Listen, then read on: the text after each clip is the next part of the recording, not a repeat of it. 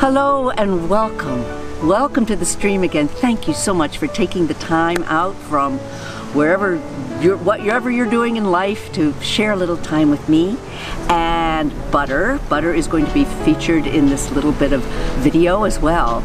According to the calendar that we have and still have and can share with you, we are right at the Shabbat in the middle of Sukkot, the 7-day festival celebrated, known as the Feast of Tabernacles or the Feast of Booths.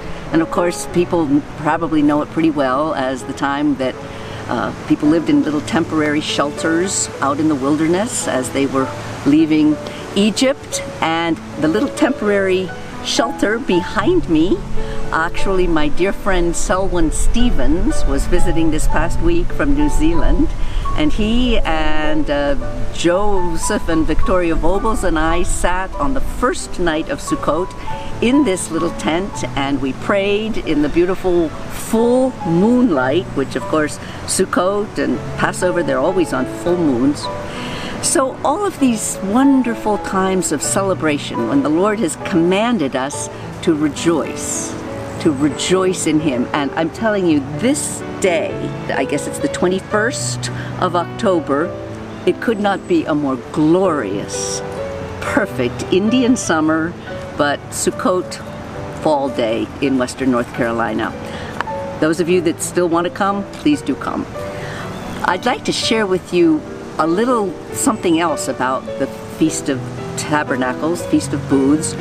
You know, Yeshua, our King, the Master, attended the feast in Jerusalem, and when he was there, he used two illustrations that are very much a part of the festival, traditionally, historically, and that was water, Mayim, Chaim, the holy water, the living water, not holy, but living. And he said that he was the living water, and his disciples, those that love him, know him, out of us will flow rivers of living water. So we have water here at the stream, but the other illustration, Butter, why don't you come here and be with us? Get your nose out of the wood pile. You want to come up here? Okay, good. That's great. Why don't you sit down? You be part of this. Because one of the things that the Feast of Tabernacles celebrates is the millennial reign, when the earth will be at peace, even the animals, all of the animals will be at peace. Thank you.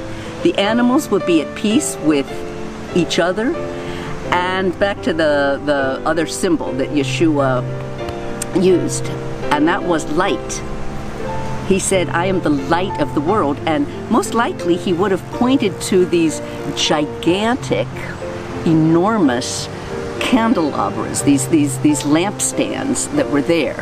According to the number of cubits, I understand they were like 75-foot tall lampstands. I mean, guys would go up on ladders with buckets that had oil, 10 gallons of oil, so they'd fill up these gigantic bowls. So these lampstands would be flaming. They would have been up on a hill.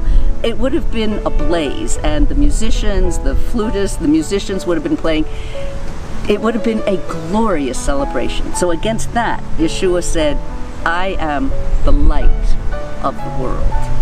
So the use of oil, which becomes light, and I'm just going to show you another tent that we have here that people stay in. We dedicate it and this land and all of this property to him, to the King, on this tabernacle time, to the King, and for his purposes and for his good pleasure. So whatever you're doing this weekend, Simchat Torah will be the final and great last day. That'll be this Tuesday. So perhaps you'll see this video before then.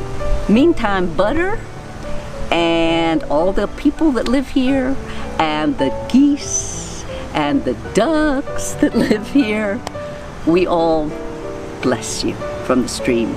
And just lastly, I would encourage us all to vote I probably won't be talking to you before it's time to vote. So I suggest we vote according to what God says about the sanctity of life, what God says about His design for marriage and His plan for the male and the female to represent Him, protection of our borders. You know, the disciples said, "For we cannot but speak of what we have seen and heard." So that would ensure our ability to freely speak about matters of faith should be the way we vote.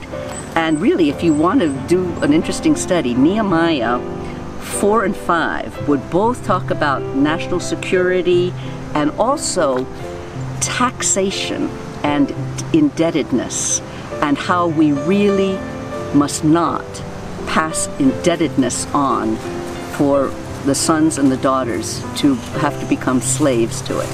So those 5 things I think would be key as we vote.